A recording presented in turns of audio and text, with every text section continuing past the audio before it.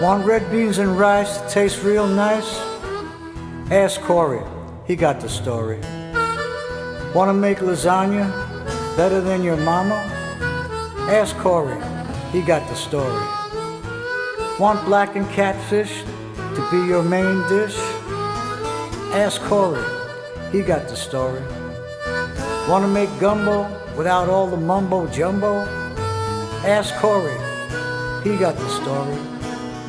Want a king cake that ain't no fake? Ask Corey, he got the story. Want to make a poor boy that'll bring your mouth joy? Ask Corey, he got the story. Corey Rocan, Food 411. Welcome back. So let's talk about king cakes for a second. What is a king cake? Well, most of the country doesn't know what a king cake is. I know that. I live in Florida now, and I tell people I'm making king cakes, and they don't know what I'm talking about. Well, if you go back to New Orleans is known for Mardi Gras, right? And what is Mardi Gras? Well, from Christmas Eve, the 24th, to January 5th, January 5th is called the 12th night. And from 12th night all the way until Lent is a celebration period. And what the king cake is, this actually came from France. It's a celebration of the three magi. They went to visit Jesus and give him the gifts. Some king cakes are actually made with 3 pieces of bread that are twisted into a braid. The original king cake, though, was just a loaf of French bread with sugar on it. Well, through time, people like to get creative. Every year they like to get a little bit extra special. They started putting more sugars on it. They put frosting on it. They even started to stuff them. When I was a kid, they didn't stuff them, but now they stuff them. And these things have evolved into just a delicacy. If you go down to New Orleans from January 5th on till Lent, king cakes are everywhere. I wanted to be able to show you guys how to make a king cake. Now, with every Louisiana, New Orleans recipe, there's a million ways to do things. They stuff them with cream cheese and confectionery sugar, and some people don't stuff them at all. They do all kinds of crazy things. This recipe that I'm going to show you actually happens to be my favorite recipe. It's a cinnamon brown sugar based stuffing. And it's wonderful. I'm going to hold no secrets and show you exactly how to make this step by step so you can enjoy this. Whether you enjoy Mardi Gras or not, you don't have to do the colors that we do, the royal colors of purple, green, and gold. You do whatever you want. It's just fun. It's just something good to eat. I hope you really enjoy this episode. This is one that means a lot to me growing up in New Orleans, being able to give something back to the folks in New Orleans and share this with the rest of the world. Hope you enjoy this episode. So let's get started on making the king cake. Oh, what you making, darling? Oh, hi, Mom. What brings you in? What you cooking? Well, I'm actually going to cook a king cake. I'm going to show everybody how to make a king cake. Well, don't show them all your secrets, darling. Well, Mom, I like to show the secrets. But you can't show the secrets to everybody. They're going to know how to cook everything. I know, Mom. I tell you what, I won't show them all the secrets this time. We're going to keep a lot of this to ourselves, right? Yeah, that's the way you do it. Well, Mom, I actually need some milk from the grocery store. Do you mind going to get some? Yeah, darling, I'll go get you some milk. All right, now that she's gone, we are actually going to show you all the secrets. I just tell her that to keep her happy. So, they will tell you that using this kind of equipment is cheating. It's not cheating.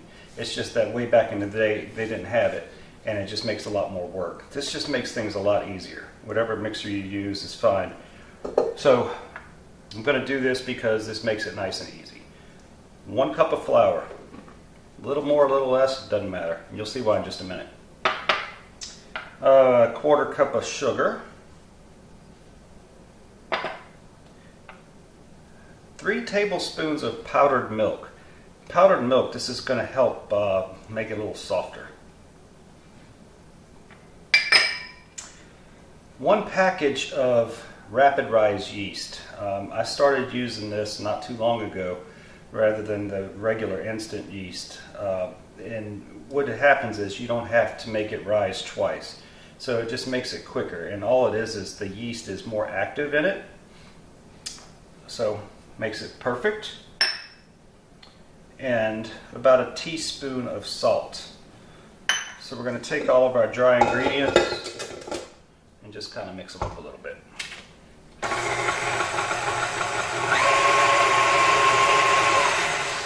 All right, nothing to it. Now, for the next thing, we're going to get a cup of water. The water needs to be about 110, 115 degrees, something like that. What that feels like is a nice warm water if you touch it under the faucet. And why do you need warm water, you say? Well, if the water is too cold, the yeast, which is a living organism, it won't activate. And the yeast is what we want. The yeast eats the flour and it gives off a gas which puts the bubbles in there and makes it nice and soft and tender and yummy. If you put it too hot, it'll kill the yeast. So that's not good. So it's like Goldilocks, it's got to be just right. And if you don't know what 110, 115 degrees feels like, then get you a thermometer, because it really does need to be that temperature. 1 cup of warm water, 115, 120 degrees, somewhere around there. And let's be mixing this. Now, if you're going to use instant yeast, do not do this recipe. This is for the Rapid Rise. If you want me to do the recipe with the instant yeast, that's a whole different thing. You email me, send me some messages through Facebook or YouTube, and I can do that. This recipe is specifically for the instant, the Rapid Rise. All right, I have another cup of flour, 1/4 of a cup of oil, and 1 egg. So now we're going to put these in here. Remember I said that it didn't matter, like it was a cup, a little bit more, a little bit less. It really doesn't matter. So I can't tell you exactly how much flour we're going to add. I'm going to show you how to figure out how much to add. So if you see, I've got the paddle on here, and I'm just mixing it up. It's a little gooey. I'm going to get you a different camera shot in just a second so you can see this. And then after it starts to get too sticky to stir, we're going to put it on the hook. And the hook does the same thing as taking it out, kneading it, kneading it, kneading it, kneading it. Okay? Alright, so you see in here, it's kind of gooey and doughy. So we just want to add a little bit of flour, just a little bit at a time. We're probably going to end up adding about another 1.5 cups or so. That was about 3/4 of a cup. You see how it's starting to come together and it's pulling off the walls just a little bit. That means it's about time to put the hook on. Let me add just a little bit more.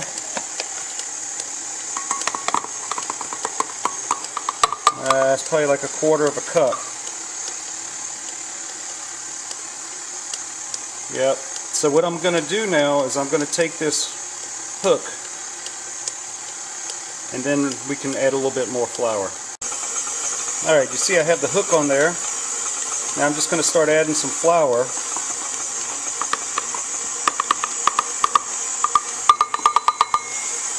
That's about another 1/2 cup. We want to just kind of do this until the flour quits sticking to the side. And then once we do that, we're going to let it knead for about 5 or 6 minutes, which would imitate you doing it about 10 or 15 minutes by hand. See how it's starting to get more congealed? That's what we're looking for. So yeah, we put about another 1.5 cups in there. So we've started off with 2 cups plus another 1.5 cups, so we're about 3.5 cups, and this is general all-purpose flour. Yep, looking good. I'm going to add just a little bit more.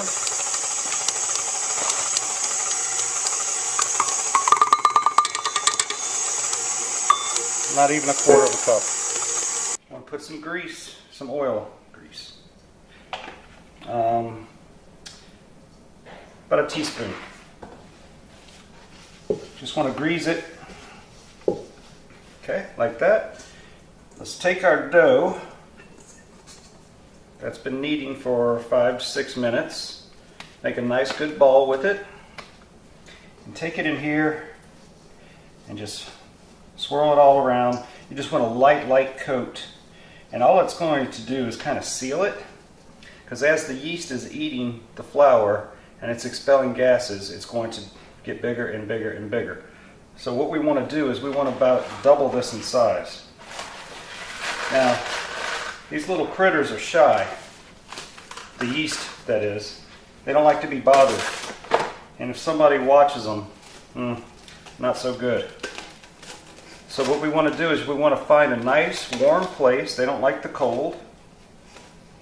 And we want to leave them undisturbed. The saran wrap is going to keep any wind or drafts or anything out of there. It's going to capture the heat that's in here. And it's a perfect environment for them. So to find a nice warm place in your house that cannot be interrupted is difficult. So what I usually do is I take my oven and I turn it on for about 30 seconds just to get a little bit of warmth in there. And then I turn it off and I'm going to put it in my oven, and this process will take about 30 minutes. Now, Corey, I can't believe you're cooking a king cake and you don't have any Mardi Gras beads. Oh, Mom, I can't believe it. I didn't even think about it. I'm actually making a king cake and I don't have any Mardi Gras beads. This is just crazy. Well, you're in luck, son. When I went to the store to get some milk, I stopped by my house and I got you some Mardi Gras beads. Did you really? Well, I appreciate that. We can show them me wearing the Mardi Gras beads. Not everybody knows what Mardi Gras is. Hold on a second.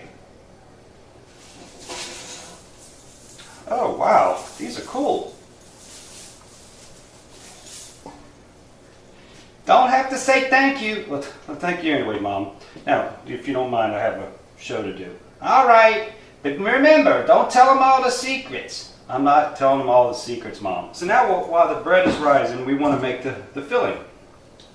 So medium heat. We're going to take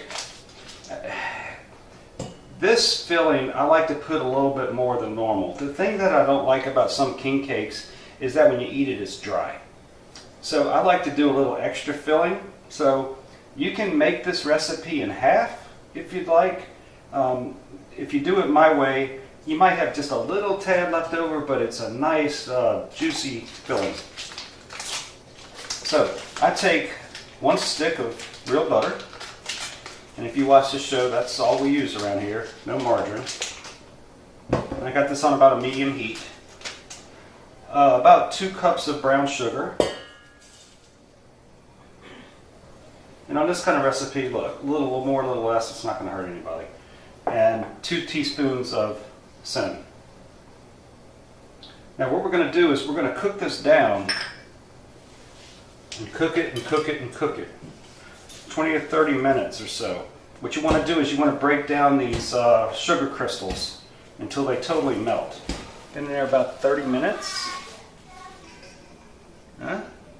Remember how little it was? So I just put a little bit of flour down. Gently take this out. All the yeast has done its work. So now what we're going to do is we're just going to roll this out 2 foot by 1 foot. All right, now it's time to put the mixture in. Now just make sure you're stirring this every couple minutes, 4 or 5 minutes. And what I found is I just put it on kind of a little bit lower heat. On a 1 to 10, I put it on a 3 and put a top on it. It helped get those crystals melted down a little bit better. So that'll help you out. So we want to just spoon this mixture. Let's not do all of it at first, because I told you I made a little extra. And we're just going to see what it does. You just got to spread this around like you're making a pizza pie. You got to work quick. This stuff gets hard really, really quickly.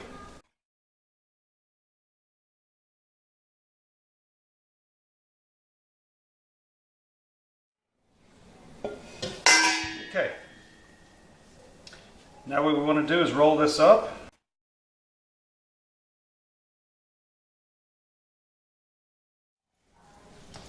And put this on our baking pan.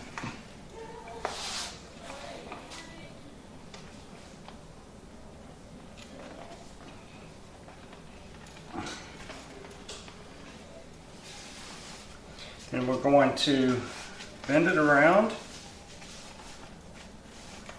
into an oval.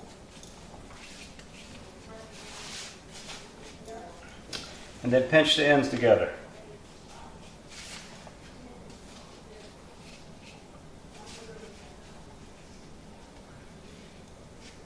Now, we're going to let this baby rest for about 20 or 30 minutes. Alright, so here's the king cake baby.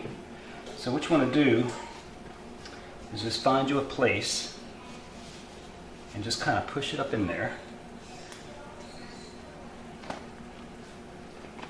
And then you push the dough back around it. Also, when you're rolling it, you can kind of do that too. But that's kind of the old-fashioned way to do it, is just to stick it up underneath and put the dough around it. And you're good. So we'll let this sit for 20-30 minutes. And then we're going to put it in the oven at 350 for 15 minutes. We're going to do 3 colors because that's what a king cake's supposed to be: purple, green, and gold. It's the colors of royalty. So what we did is we got about 1/3 of a cup of confectionery sugar in each one. I have an assistant here because we've got gold and green, and I don't know how to make purple. So I had to get somebody to help me learn how to make purple. So it doesn't take much, and I'm going to use heavy cream. You can use this with whole milk, but I find that the heavy cream makes it thicker and makes it stick better. So we're going to do just about a tablespoon. And you'll see it really doesn't matter because we can add a little bit more, but you don't want to put too much. So, all right, assistant, put a couple drops of the gold, and then the green, and then whatever sorcery you do to get purple. I don't know how to do this. Alright. Yeah, of course, you're gonna mix some red. Oh, just of course, we're gonna mix some red. I don't know how red makes purple, but And blue. I'll stick to the cooking. She can stick to the sorcery. For anyone that knows their primary and secondary colors, they know red and blue. 2 of the first primary colors. Alright, I don't follow that. We don't Mix know all purple. that. So we're gonna mix all these. Alright. Let's do this.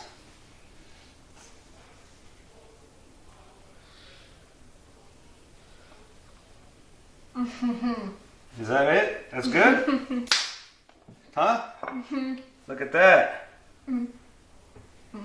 All right. Well, until next time, see you.